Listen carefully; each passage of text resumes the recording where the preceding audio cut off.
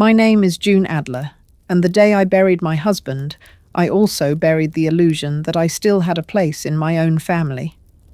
It happened at 9:15 on a Tuesday morning inside a law office that smelled like citrus disinfectant and paper dust.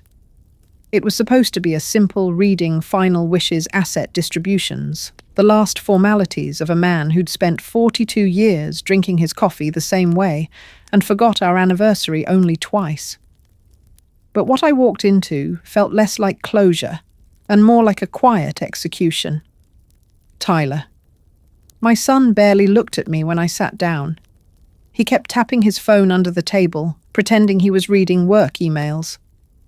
His wife, Vanessa, had that glossy, unbothered look. She always wore the one that made you feel like she was attending a charity gala, not gutting someone's life.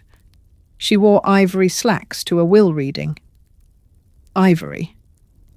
Who does that 3 days after a funeral? The lawyer, Mr. Brannigan, all grey beard and fake sympathy, cleared his throat and began with the usual legal mumbo-jumbo. This will represents the final and binding intent of the deceased. I wasn't listening, not really. My eyes kept drifting to the window, to a bird pecking at a spot of ice on the windowsill. A small thing trying to survive something too cold. That felt like a metaphor even then. Then I heard my name. To my wife, June Adler, I leave the residence at Harper's Hollow and its adjoining parcel of land. That was it. No mention of the savings account we'd built since '89, no word about the house we lived in for 37 years, not even a nod to the antique store we co-owned, just the farmhouse in Harper's Hollow, a place so forgotten even the birds don't fly over it. I waited for more. There had to be more. But Brannigan's voice just kept moving. The remaining estate is to be transferred in full to Tyler Adler and Vanessa Adler, jointly and without restriction. Without restriction. That part stung more than I expected. Vanessa leaned back in her chair, crossed her legs, and smiled like she'd just pulled off a real estate deal. Well, she said, all sugar and steel. I guess that settles it. June. I hope the Hollow has heating. I remember that place being rustic. Tyler didn't say a word, not even a look in my direction. This is the same boy who once got suspended for punching a kid who called me a waitress at his school event. Now he couldn't lift his eyes to meet mine while his wife erased me from the life I helped build. I should have spoken. Demanded clarity. Asked if they'd manipulated him while he was sick, made him change things behind my back. But I didn't. I just nodded, said understood, and picked up my coat. Vanessa called after me, still smiling. I think this will be good for you. Quiet time. Maybe even some healing. God knows you've been stretched thin these last few years. Healing is that, what they call, exile. Now I drove myself home in silence. No radio, no GPS. Just the hum of the engine and the sound of my ribs holding in what I wasn't ready to release. When I pulled into our Know Their driveway, I sat there with the engine running. The porch light was still on from the night before, glowing like an unwanted guest. The windows looked back at me like strangers. For the first time, the house felt like it belonged to someone else. I packed without speaking. Took only what they'd call junk a chipped mug, with his initials a cardigan, with frayed elbows, photo albums that smelled like time. The rest, let them have it. The china I never liked. The wine fridge Vanessa insisted on. The framed family portrait where she made me retake it 3 times because the lighting made her nose look wide. When I rolled my last suitcase to the car, I looked up and saw them. Tyler standing just behind the curtain, his silhouette rigid. Vanessa beside him, arms crossed, smug as a cat in a sunbeam. She didn't wave. She didn't even blink. She looked satisfied, like this had always been part of the plan. And maybe it had.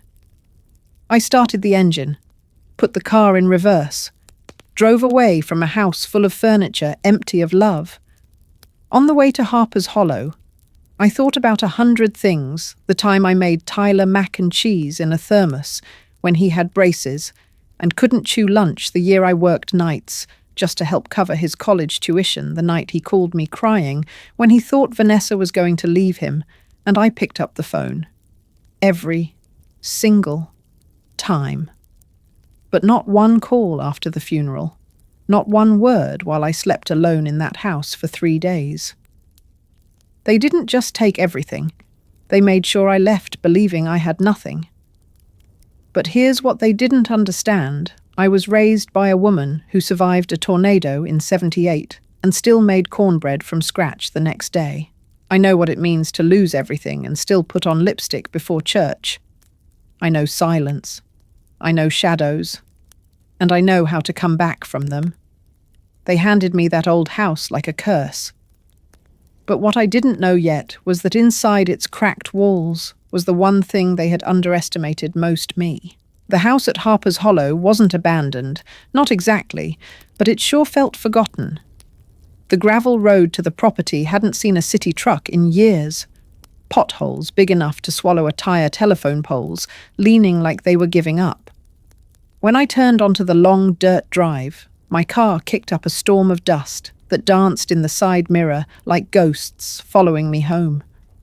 The house came into view slowly, like it was hiding until it could size me up.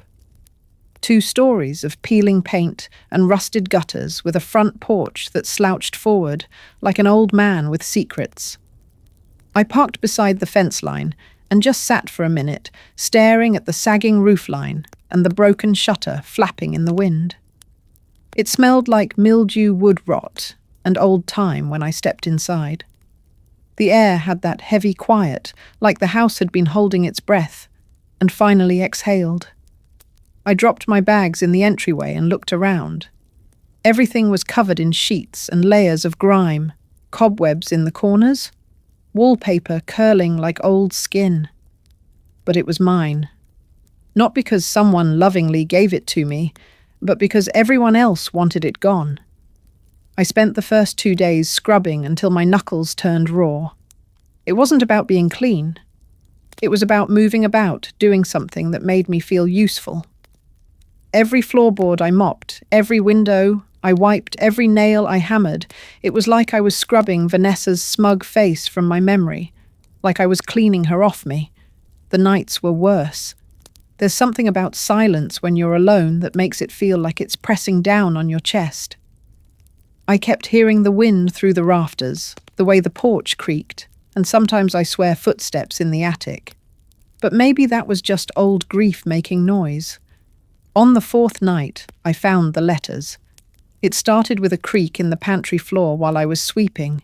I pushed aside a stack of broken mason jars and noticed a loose board slightly warped at the edge.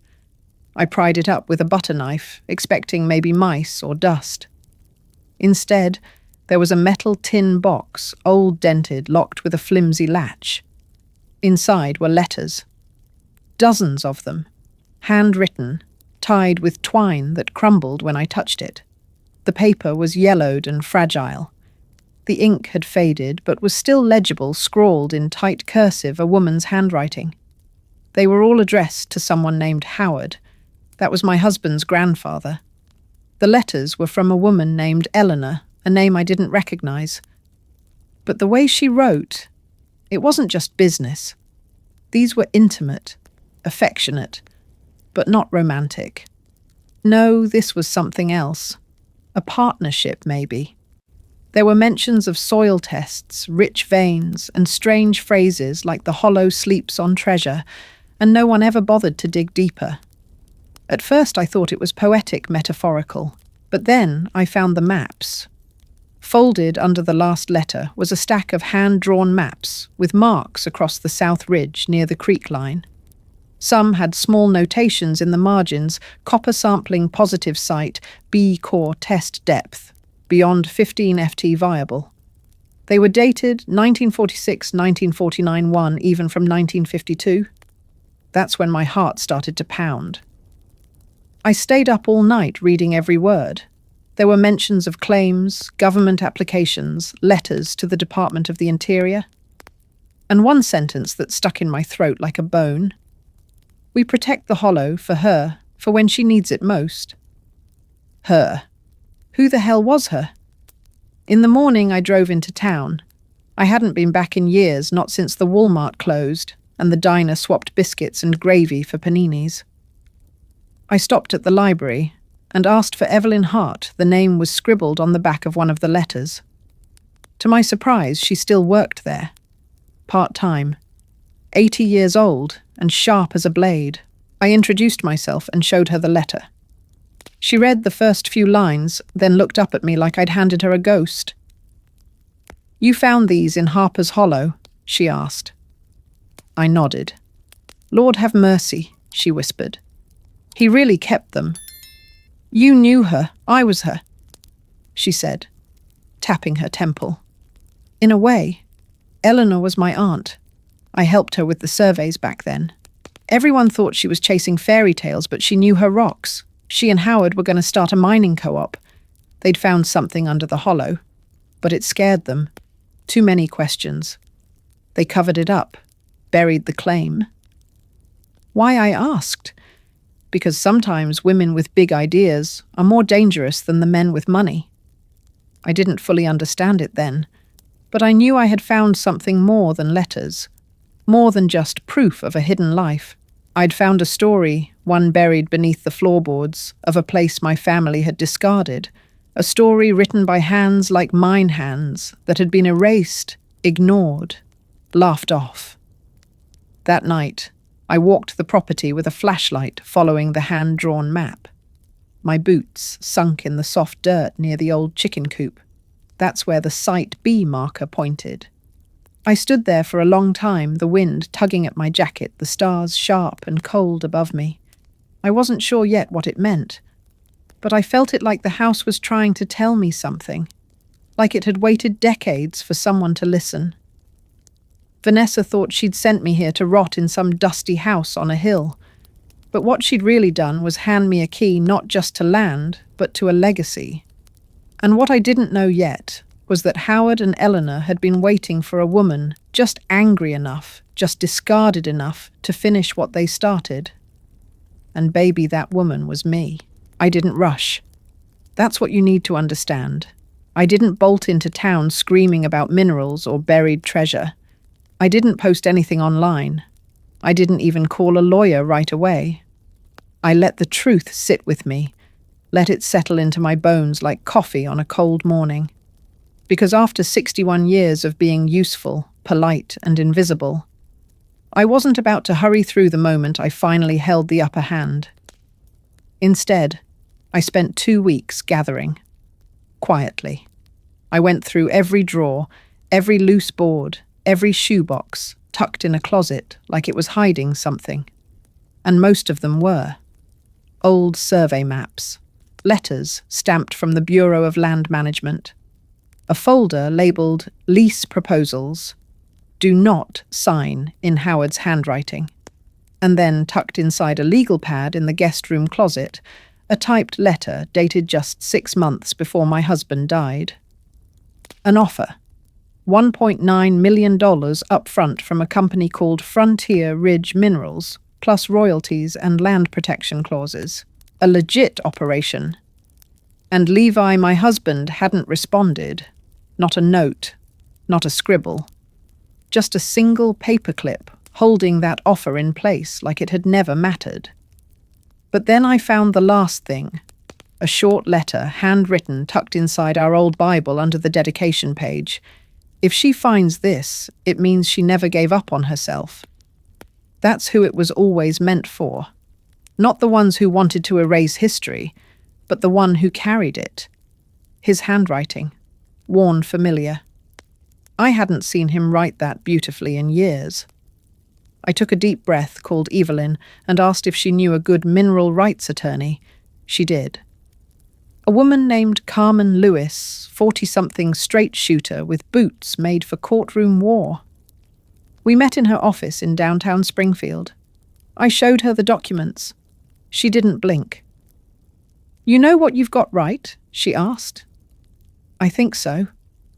No, I mean really no, because if these test results hold up, and I'll get them verified that land could be worth north of 10 million over the next decade. And I'm being conservative. She didn't offer to buy me out. She didn't downplay it. She looked at me like an equal. That's when I knew I was in the right room. 3 weeks later, after all the verifications and due diligence, I signed the lease with Frontier Ridge Minerals over lemon tea in Carmen's office. I wore a blue blouse I bought just for the occasion. Simple, elegant, like the version of me I was finally becoming. The pen felt heavy in my hand, not from nerves, but from meaning. When I finished signing, Carmen smiled. Congratulations, Mrs. Adler. You just became the most valuable landowner within 30 miles.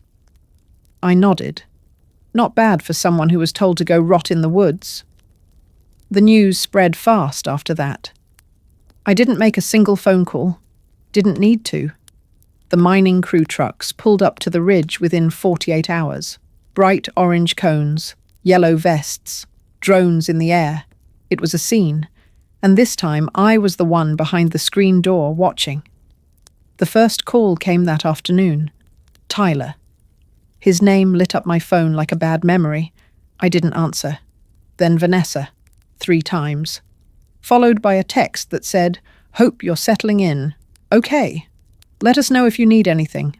Right. By the next day, I had 7 missed calls, 2 emails and a voicemail from Tyler that began with, "Hey Mom, so, we've been thinking..." I didn't press play. The following morning, I got an envelope in the mail, no return address. Inside was a handwritten note in Vanessa's handwriting, not cursive. Block letters like she was trying to sound casual. "We'd love to come visit. Bring the kids. Make it a family weekend. Miss you. We were out of line. Let's reconnect." There was a time when those words might have made me cry.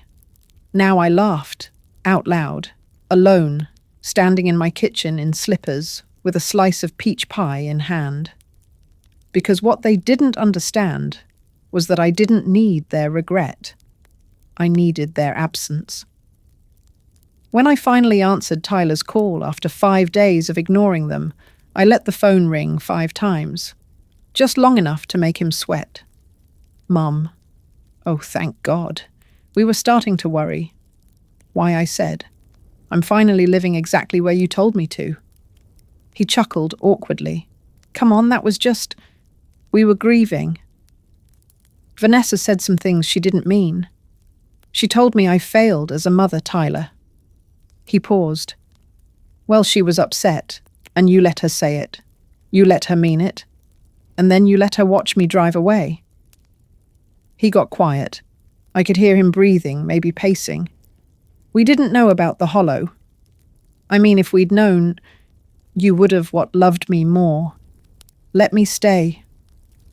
I didn't raise my voice. I didn't have to. "I'm just saying we're family. We should stick together. You don't have to do this alone." I looked out the window. A mining crew was drilling on the far ridge. The sun was glinting off their helmets. "I'm not alone," I said. "I'm free." He tried again. "Listen, Vanessa's been thinking we could maybe merge some properties. Or maybe renovate the guest house for you, make room for the grandkids to visit." I cut him off. "You want access, not connection. There's a difference. Mum, come on. Don't throw us away." I smiled because that's what they'd done to me, and they had no idea what it felt like until now. I didn't throw you away. I just finally stopped waiting for you to treat me like someone who mattered.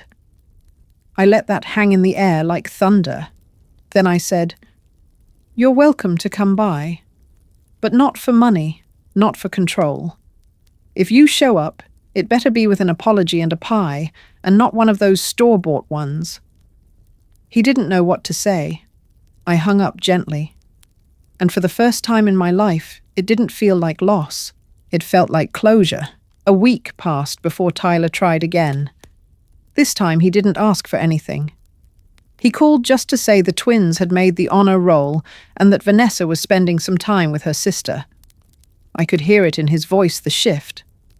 Not panic this time, not even guilt, just confusion. Like he was realizing the safety net he'd always assumed would be there had quietly rolled itself up and walked away. I didn't press. I didn't ask where Vanessa really was or why he sounded like a man untethered from the version of his life he thought would last forever.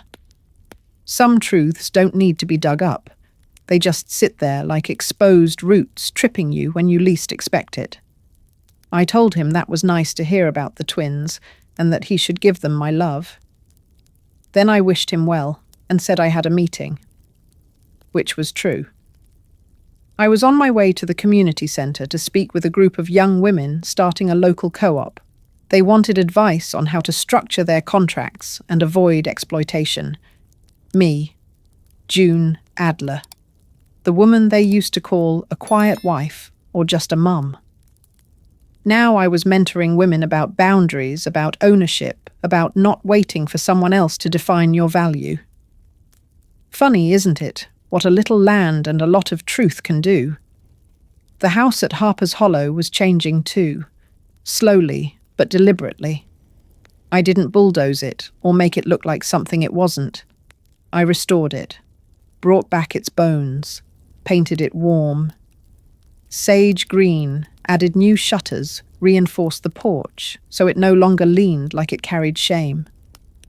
I left the attic untouched, though, not because I was scared, but because some things are meant to stay creaky and wild. A reminder that even the most solid places hold history in their floorboards.